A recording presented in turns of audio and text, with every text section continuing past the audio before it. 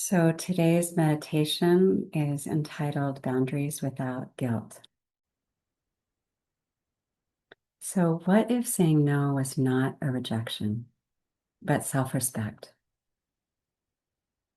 This meditation explores the fears of old stories that make boundaries hard and invites a gentler, more loving relationship with protecting your limits. So welcome to Boundaries Without Guilt. So let's begin by settling our bodies. You might make contact, just feel your feet on the ground,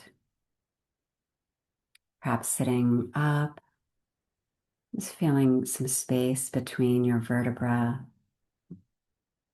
At the same time, allowing the body to firmly sink into the earth.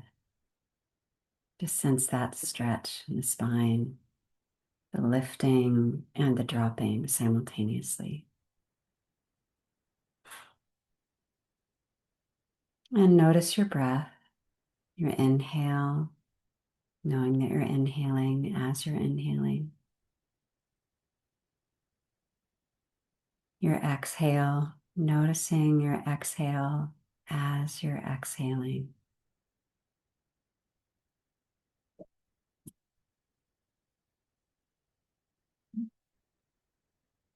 Letting yourself arrive more fully with each breath.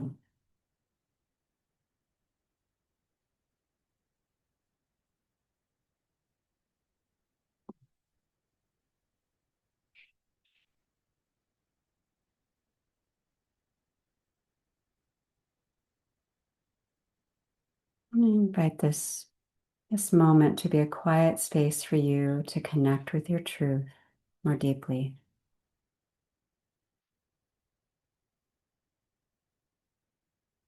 This is a space you don't have to justify or defend.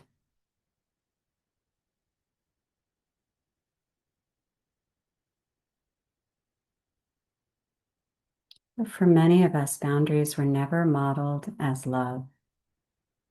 We may have learned that being good meant being available,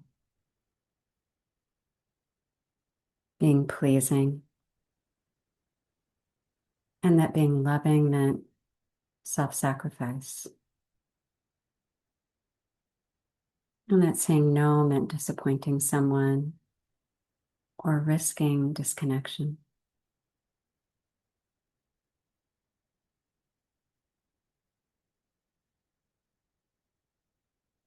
So if boundaries feel emotionally loaded, that makes sense.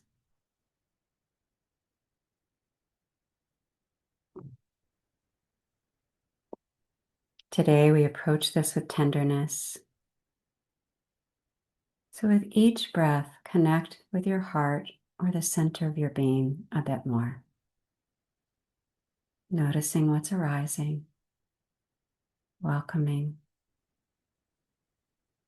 allowing what arises to be seen in a space of non-judgmental awareness.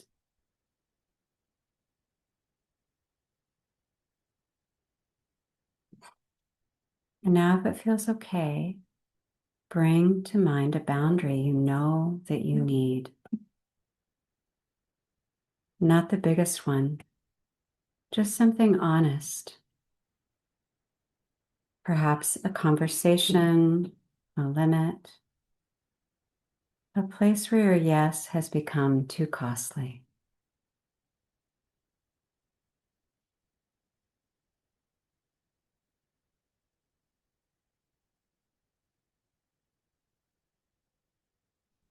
Just let this boundary come into awareness.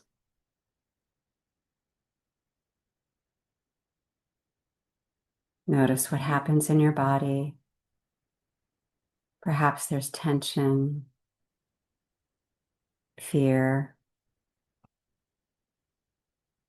guilt.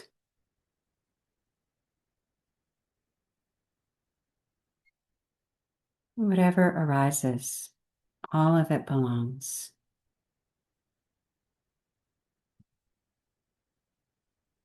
Take a moment here to notice what's arising.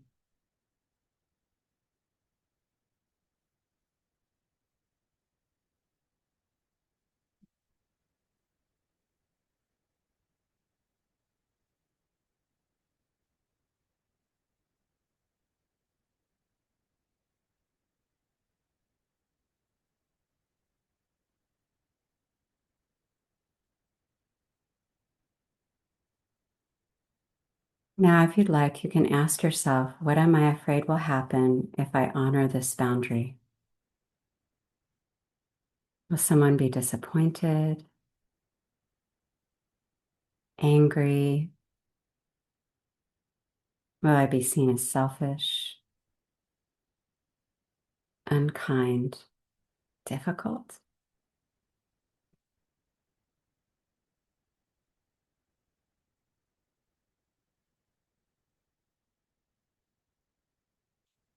Sometimes we feel guilt, not because we're doing something wrong, but because we're doing something new.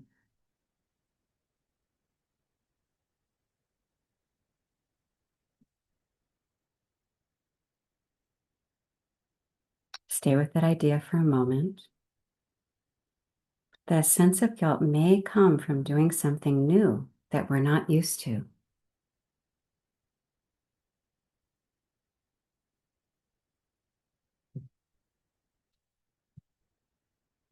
But what if this boundary could come from love? A way of protecting what matters, of making the relationship more honest, a way of staying connected without leaving yourself behind. Imagine speaking one simple sentence that feels true. Something like, I really care about this relationship, and I also need.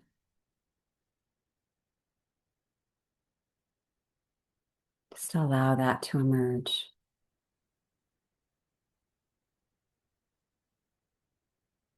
Or I'm not able to say yes to that right now. Or I need more time before I respond. Let your words arise and see what feelings accompany them.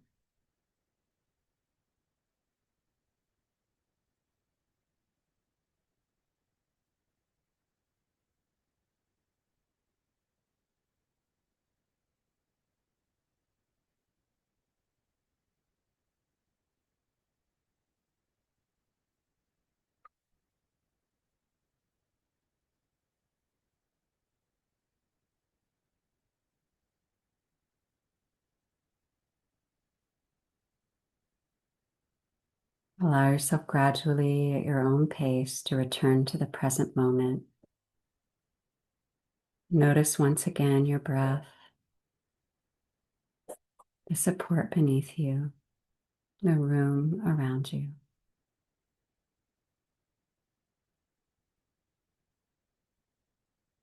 As we close, if these words resonate, take them with you. Boundaries are not walls, they are self-respect. Sometimes saying no is how love becomes more real.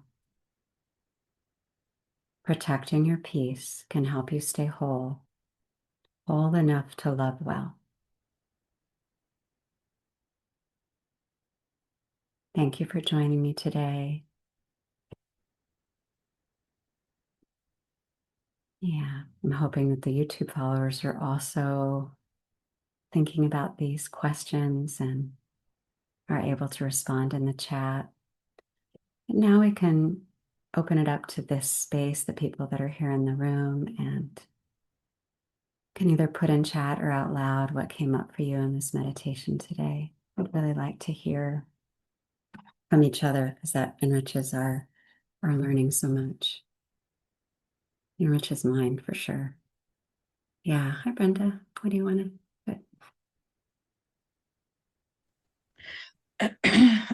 Something that came up for me during the meditation is the use of the word sorry.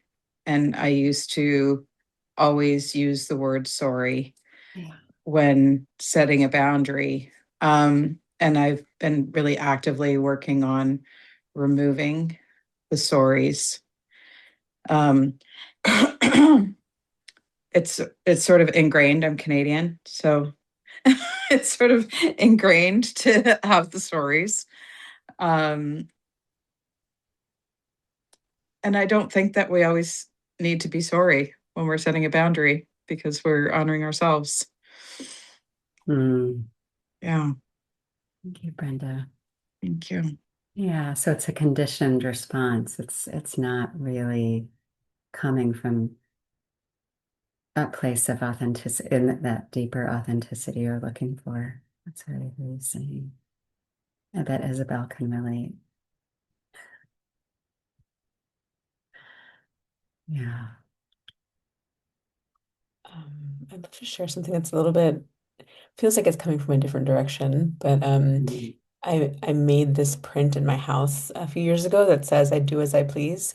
And it was kind of like a reminder to be more assertive and stuff. And in the last few months, a couple people in my life have given me some feedback that I need to be a little more flexible and like a little more open to what they want. And I just think that it's amazing to me that I've come such a long way that I'm almost like, oh, I've overcorrected and I need to come back again to being actually okay with compromise. And I'm laughing because it's kind of funny, the opposite of this conversation a little bit. But it feels like a success because I'm now so hard-headed a little bit that people are like, please shut up, can we do what I want to do? And I'm like, okay, I guess.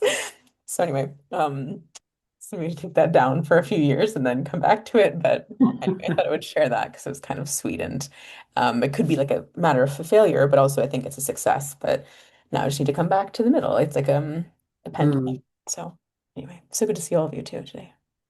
Mm. So good to hear that, Shweta. Yeah.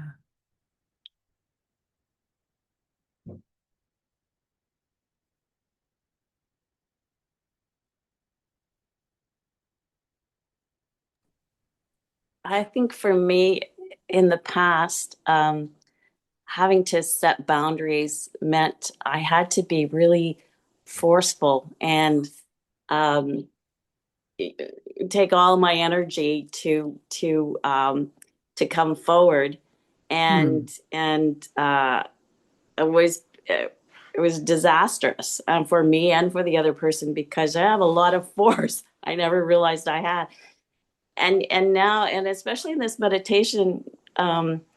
I mean, things are changing for me, but and I hate having to set boundaries a lot of times. But physically, what happened when you were guiding us was that I had this physically, like my right side was tense, and my I mean my left side was tense, and my right side was just more relaxed, and I just kept getting this back and forth kind of titrated Mm. sense of of whatever was happening in me, and I think that's what's going on at some places. I when I am in my body and know myself, I'm more together, like I have both like both that tension and that sense of myself, and sometimes it comes together and sometimes it's good, you know, and Mm. I'm just I like those times and I just keep going. that's that's how I am with my boundaries. Yeah. Mm. It sounds like the wisdom is really like there's it moved out of the head and it's like in the body and it's sort of we're just sensing that kind of what Shweta was describing is that moving to one side and then like, oh, coming back to the other Yeah, side and yeah, like yeah, where yeah, feeling into where's the center? Is that you didn't really yeah, yeah, yeah. yeah, Mm-hmm. yeah, kind of like that. Yeah, Mm.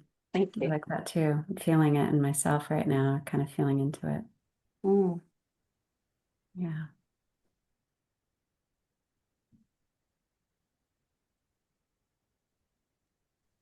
I can share. I was reflecting on the, for me, the weight of education and the weight of, setting boundaries. When I come from a culture where individual boundaries is more the family than the group, so at large, so I felt very challenge. So I practice with them regularly because it's a good practice. But I feel like it's really waiting. It's really come from so far, so long that I find it very hard.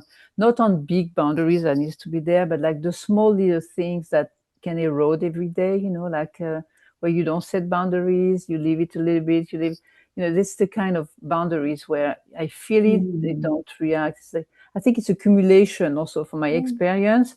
It's not the set of boundaries like clear things. It's about more the little incremental boundaries that I don't set sometimes. So you say it's a polarity, but still, I mean, I think the accumulation of small little one comes sometimes at a place where there is one more too much, and there's this small thing becomes like, So I'm very aware of this, the way I process all that, but just wanted to share this part of, as you mentioned, Christina, is that, for Shweta, or for, like, when you find a balance at the same time. But I feel like it's from my experience, when it's subtle little things, if I don't pay attention, I can be in a place where it's really